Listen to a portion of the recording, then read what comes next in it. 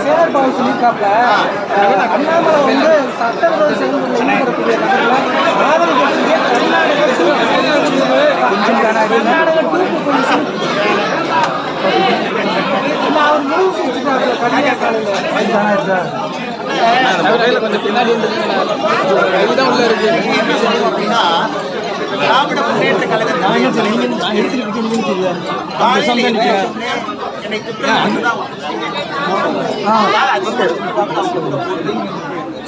ரொம்ப திட்டிங்கன்னா சில பேர் நாடகத்துக்கு நடந்தா அந்த நாடகத்தை பார்க்கறதுக்கே முதலமைச்சர் சேகர் பாபு அவர்களை பொறுத்தவரை அந்த துறைக்கு பொருந்தாத ஒரு அமைச்சராக முதலமைச்சர் அந்த வண்டியில போகும்போது டிஃபெண்டர் வண்டியில போன சைட்ல தொங்கறதுக்கு முதல் அமைச்சர்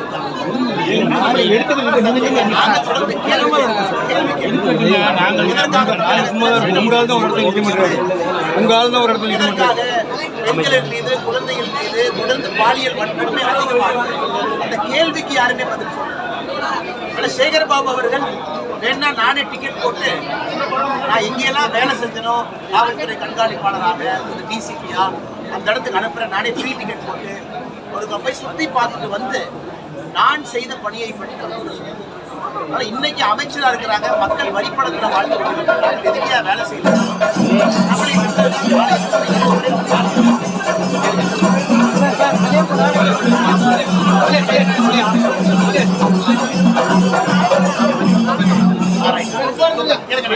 செந்தில் பாலாஜி அமைச்சர் செந்தில் பாலாஜி வந்து இந்த காலையில நடந்த மீட்டிங்ல இவர் வந்து தேவையில்லாத சபதம் எடுத்துட்டு செப்பல் போடாம தெரியுறாரு. இந்த திராவிட மண்டல இனிமே செப்பலே போட முடியாது அப்படின்னு பேசியிருக்காரு. செப்பல் போடாம தான் இருக்கேன், ஜெயிலுக்கு போலி இல்லைங்க, ஜெயிலுக்கு போனா தானே தப்பு. மக்களுடைய பணத்தை தின்னுட்டு வேலை வாங்கி தரான்னு ஏமாத்திட்டு அதே துறைக்கு அமைச்சராக வந்து உட்காந்துட்டு உச்ச நீதிமன்றமே அமைச்சராக தர வேண்டுமான்னு கேட்கிறாங்க. ஆனால் ஜெயிலுக்கு போறதானே தப்பு, செப்பல் போடாம இருக்காங்க. 2026 நீங்க பாருங்க என்ன நடக்க போகுது. தமிழகத்துல மக்கள் தெளிவாக இருக்கிறாங்க. திராவிட முன்னேற்ற கழகத்துக்கு முடிவுரை எழுதிட்டாங்க. அதனாலதான் முதலமைச்சர் அவர்கள் எதுவுமே செய்யாம ரிவ்யூ மீட்டிங்லாம் வைக்கிறது இல்லை. மேடையை போட்டு பிரதமரை திட்டுறதுக்கு தான் மீட்டிங்கு, மேடையை போட்டு பிஜேபியை திட்டுறது தான் திமுகவுடைய வேலை. மக்களை போய் பார்க்கலாமே, மக்களுக்கு இவ்வளவு பிரச்சனை இருக்கு, திமுக காரங்க கீழே வர மாட்டாங்க. மேடையை போட்டு பாரதிய ஜனதா கட்சியை திட்டுவது மட்டுமே முழு நேர வேலையா திமுக வச்சிருக்காங்க. அதனாலதான் சட்டம் ஒழுங்குல இருந்து எல்லா தமிழகத்துல சட்டி சிரிப்பு அமைத்து கட்சி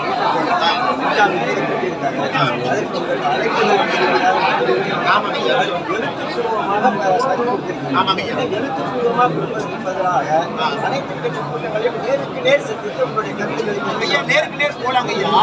இப்ப கல்யாணத்துக்கு என்னை கூப்பிட்டு இந்த கல்யாண மேடையில் முறைப்படி இவங்க தான் மாப்பிள்ளை இவங்க தான் பொண்ணு தெரிஞ்சதுக்கு அப்புறம் கல்யாணத்துக்கு அனைத்து கட்சி கூட்டம் எதிர் கூப்பிடுறாங்கன்னு தெரியாம எப்படி ஐயா போனது. அங்க தொகுதி மறுசீரமைப்புக்கு அதுக்கு எந்த சம்பந்தம் இல்லைங்க.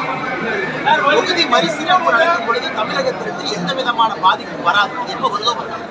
அது 2026 29 நம்ம தெல்ல தெளிவா சொல்லியிருக்கோம். விகிதாச்சாரம் அடிப்படை பிரதமர் அவங்க சொல்லிட்டாங்க, உள்துறை அமைச்சர். இப்ப அனைத்து கட்சி கூட்டம் நாளை காலையில சட்டம் ஒழுங்குக்காக நாங்க போய் அறிவாலய வாசல்ல இருந்து உள்ள போறோம். நாளைக்கு காலையில பெண்களுக்கு எதிரான பாலியல் வன்கொடுமை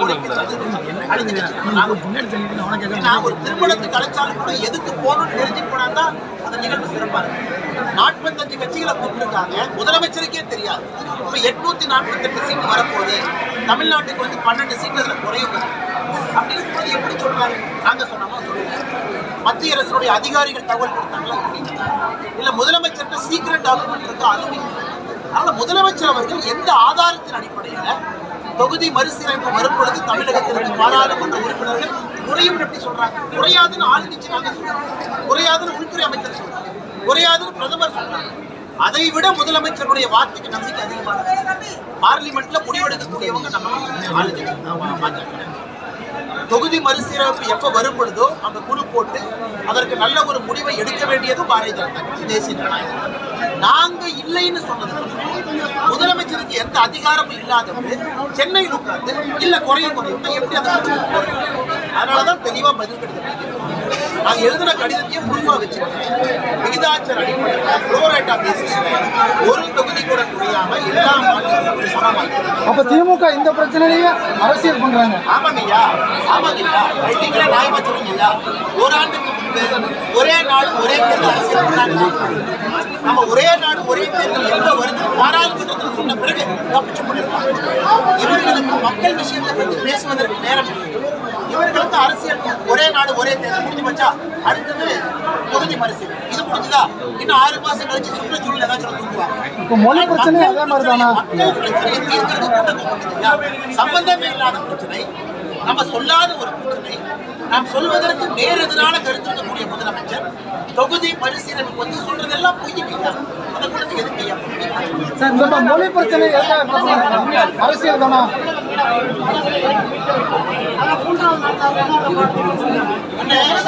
இப்ப நாம நம்முடைய மீனவ சொந்தங்களை சந்திக்க இருக்கிறோம். நம்முடைய வெளியுறவுத்துறை அமைச்சர் ஐயா ஜெய்சங்கர் அவர்கள் 10ஆம் தேதிக்கு பிறகு நேரம் கொடுத்திருக்காங்க. 10ஆம் தேதியிலிருந்து 15ஆம் தேதிக்குள்ள அண்ணன் கருப்பு முருகானந்தம் அவர்கள் நாகை, ராமநாதபுரம், புதுச்சேரி, காரைக்கால் இந்த பகுதியினுடைய மீனவ தலைவர்களை இதுல நம்ம 2 விஷயத்தை தொடர்ந்து வைக்க போறோம். ஒன்று, இலங்கையினுடைய புது அதிபர் வந்த பிறகு கைதுகள் மன்னார் பக்கம் போறீங்க, இந்த பக்கம் போனா பிடிக்கிறாங்க. கன்னியாகுமரி பக்கம் போறனாலும் இன்டர்நேஷனல் பார்டர் பக்கம் போனா பிடிக்கிறாங்க. அதுவும் கடுமையான அங்க வந்து பெயில் கண்டிஷனை கடுமை பண்ணிக்கிறாங்க. இதை வந்து ரொம்ப ஆக்ரோஷமாக பாரதிய ஜனதா கட்சி சார்பாக நாங்கள் கடிதமே எழுதினோம். அதற்கு வெளியுறவுத்துறை அமைச்சர் அவர்கள் பதில் கடிதம் போட்டாங்க. இன்னைக்கு நம்ம உள்ள கடிதத்தை பதிவு பண்ணிருக்காங்க பாருங்க. அது என்ன சொல்லியிருக்காங்க, இல்ல நாங்களும் கடுமையா பேசணும், பிரதமரும் கடுமையா பேசினாங்க. இந்த மாதிரி மீனவர்களுடைய பிரச்சனையை வந்து மனிதாபிமானத்தை நிறைய பாருங்க, சட்டம் ஒழுங்கா இன்டர்நேஷனல் பார்டரா பார்க்காதீங்க. அதனால கூடிய விரைவில் குறிப்பாக இந்த இலங்கை கைது அதே நேரத்தில் 2வது கோரிக்கை என்னன்னு அப்படின்னா, நம்முடைய மீனவ சொந்தங்கள் நாம இன்னைக்கு மீனவர்கள் நல்லவங்க, அவங்க மேல தப்பு. சில சமூக விரோதிகள் மீனவர்கள் போர்வையில கடத்தல் அதை கோஸ்ட் கார்டு அதையும் நம்ம இல்லைன்னு மறுக்க முடியாது. மீனவ சொந்தங்கள் பாவம் 200 ஆண்டு காலமாக எப்படி மீன் பிடிச்சாங்களோ அதே மாதிரி பார்டர்ல எப்படி அந்த தீவை கொடுக்க. ஆனா சில சமூக விரோதிகள் அதை பயன்படுத்தி அதை வந்து நம்முடைய கோஸ்ட் கார்டு இங்க கட்டுப்படுத்தணும்.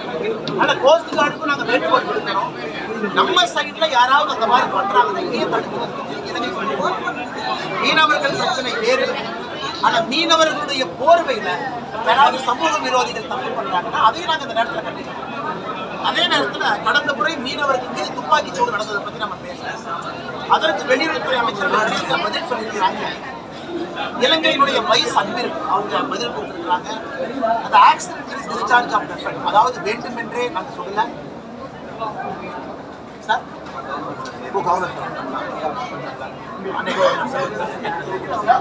வேண்டுமென்றே நாங்கள் துறை ரீதியான நடவடிக்கை நாங்கள் எடுத்திருக்கோம். ஆக்சிடென்டல் டிஸ்சார்ஜ் ஆஃப் எஃபெக்ட் எல்லா விஷயத்தையும் கம்பீரமா நாங்கள் எடுத்துக்கோங்க.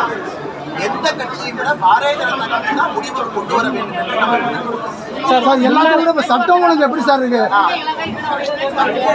நல்ல கேள்வி. இன்னைக்கு அந்த கடிதம் சமூக வலைதளத்துல பதிவுல பாத்தீங்கன்னா அமைச்சர் சொல்லியிருப்பாங்க, கடைசியா ஜாயிண்ட் ஒர்க்கிங் இந்தியா இலங்கை இந்த 2 அமைச்சர்கள் மீனவர்கள் பேச்சுவாங்க 2007 அக்டோபர் நடந்துச்சு. நாங்கள் இலங்கை பிரதமருக்கு சொல்லியிருக்கோம், உடனடியாக ஜாயிண்ட் ஒர்க்கிங் குரூப்பை இந்தியாவுக்கும் இலங்கைக்கும் உடனடியாக கூட்ட வேண்டும் என்று நான் சொல்லியிருக்கின்றேன் என்று கடிதத்தில் எழுதியிருக்காங்க. அதனால விரைவில் அந்த ஜாயிண்ட் ஒர்க்கிங் குரூப்பை கூட்டுவதற்கும் வாய்ப்பு. சார் முன்னாள் அமைச்சர் ஜெயக்குமார் கூட உங்களை காலையில விமர்சிச்சிருக்காரு. நீங்களே இருமொழி கொள்கையில தான் படிச்சோன்னு சொல்லி அவரே சொல்லியிருக்காரு. நீங்களே இருமொழி கொள்கையில படிச்சவர் தானே, இந்த முன்மொழிக்கு எதிராக கருத்து சொல்றதை பத்தி அவர் விமர்சிக்கிறாங்க. நான் படித்த பள்ளியில 3 மொழி இருந்துச்சு.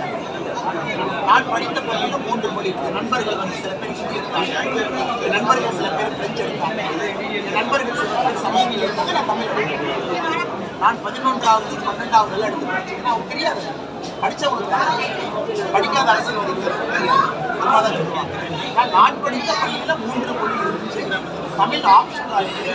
நான் தாய்மொழி தமிழ் எடுத்து தான் நான் நடந்தேன். வேறனா அவங்க போய் ஸ்கூல் ரெக்கார்டு எடுத்து செக் பண்ணுறேன்.